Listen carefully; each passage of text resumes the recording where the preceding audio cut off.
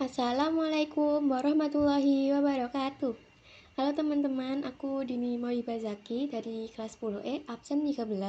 Nah, di sini aku bakal ngejelasin ke kalian tentang kerajaan Mataram kuno. Nah, pertama-tama kita bakal ke latar belakang dari berdirinya kerajaan itu dulu. Jadi, awalnya tuh dari kerajaan Tarumanegara. Dari kerajaan tersebut terjadi perpecahan hingga kerajaannya itu jadi dua, yaitu kerajaan Sunda dan kerajaan Galuh.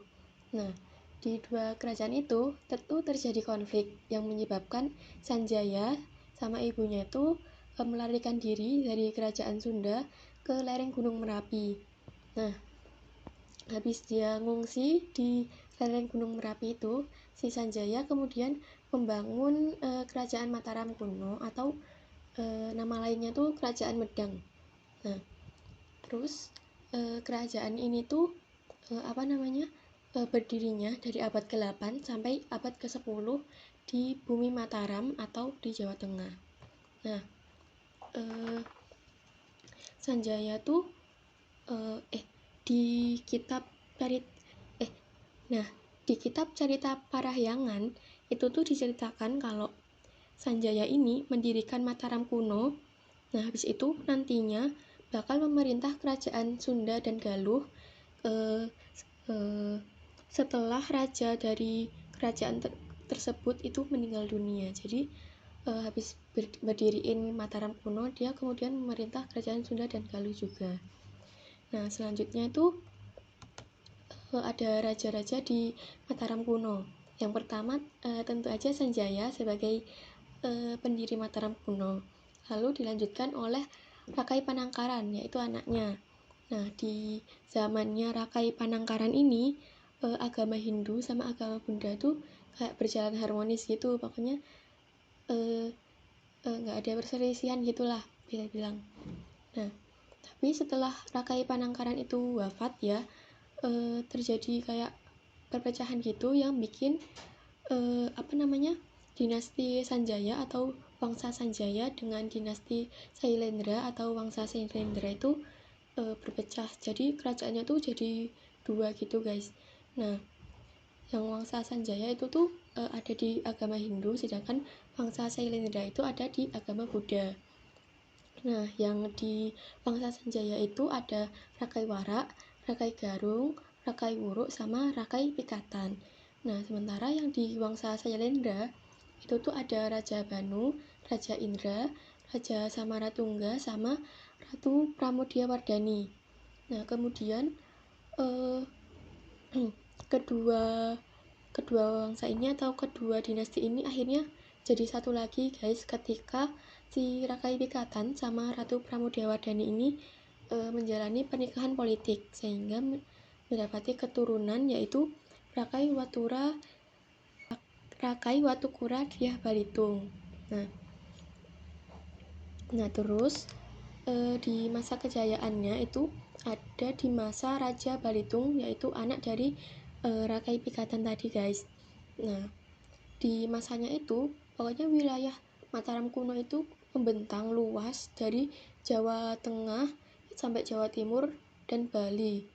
Nah, tapi itu juga ada kayak perkembangan pesat di sektor ekonomi, politik, sama budayanya.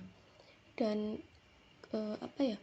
kejayaan ini tuh juga didukung sama kebijakan dari Raja Balitung yang sangat berpihak kepada rakyat guys, kayak pembangunan infrastruktur penyeberangan sama penghapusan pajak desa. Nah, habis itu juga ada peninggalan bersejarah kayak Candi Prambanan dan banyak banget prasasti-prasasti yang jadi bukti dari kemegahan peradaban pada masa itu. Nah, selanjutnya itu ada fase kemunduran ya. Nah, di fase kemunduran ini ada dua, yaitu ada faktor internal sama faktor eksternal. Yang jadi faktor internal itu ketika terjadi letusan Gunung Merapi gitu, banyak letusan Gunung Merapi yang bikin kayak ibu kota dari kerajaan Mataram kuno ini pada mengalami kehancuran gitu kan. Jadi si Empu Sindok ini pindahin pusat kerajaannya itu dari Jawa Tengah ke Jawa Timur. Terus si Empu Sindok ini tuh juga membentuk dinasti baru yang bernama dinasti Isyana, dan mendirikan kerajaan baru yang bernama Pedang Kamulan atau yang disebut Kahuripan. Nah, terus faktor internal yang kedua yaitu terjadi pemberontakan di masa pemerintahan Raja Dharmawangsa. Nah, terus yang faktor eksternal itu tuh terjadi karena si Mataram kuno ini mendapat penyerangan dari Sriwijaya, sehingga kayak Mataram kuno ini kayak terpojok gitulah. Nah, akhirnya si Mataram kuno nggak mampu bertahan dan akhirnya runtuh pada tahun 1017. Nah, mungkin ada yang nanya kenapa si Sriwijaya ini kayak nyerang si Mataram kuno. Emang Mataram kuno itu ada salah apa sih?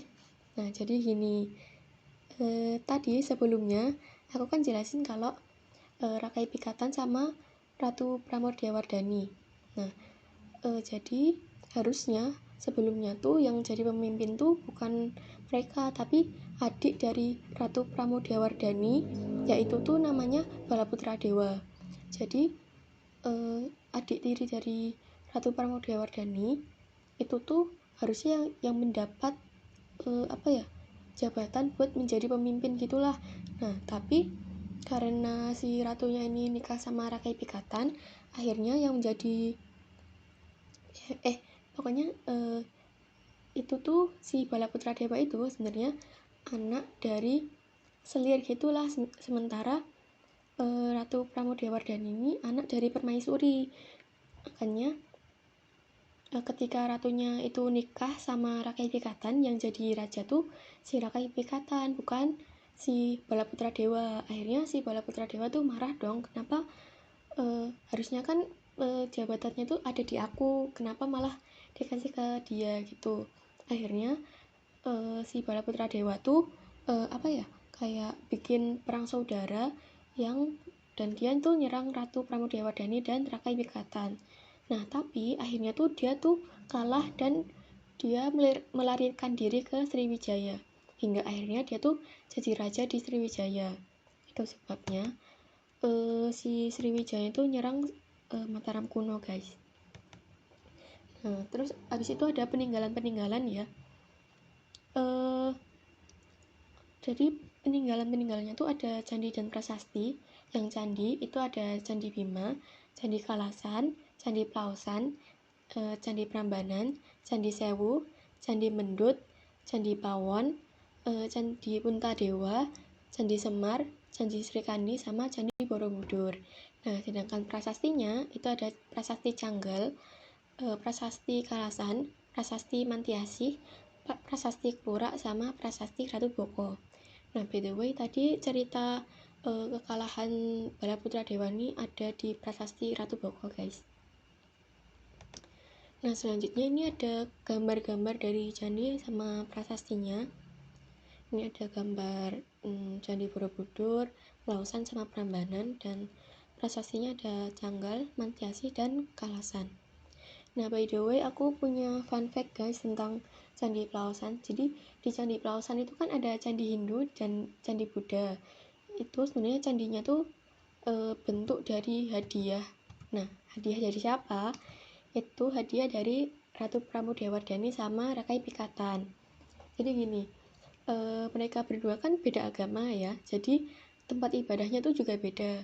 Makanya walaupun pernikahan politik, tapi lama-kelamaan mereka berdua tuh beneran saling cinta gitu. Akhirnya si ratunya ini ngasih hadiah candi Hindu ke Rakai Pikatan, dan Rakai Pikatan tuh balas juga dengan ngasih candi Buddha ke Ratu Pramodawardhani.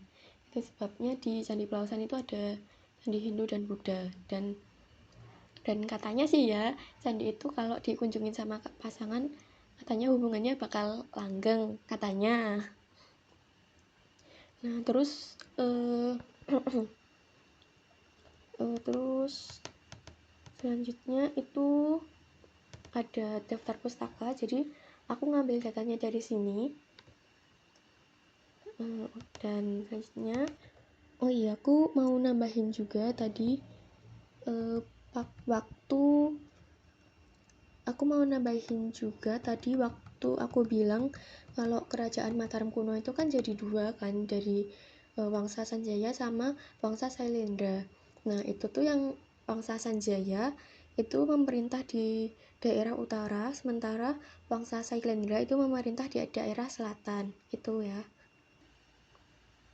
Udah. Jadi buat teman-teman yang ngedengerin, terima kasih banget. Aku juga minta maaf kalau ada kesalahan kata, baik perkataan ataupun perbuatan yang aku buat ya.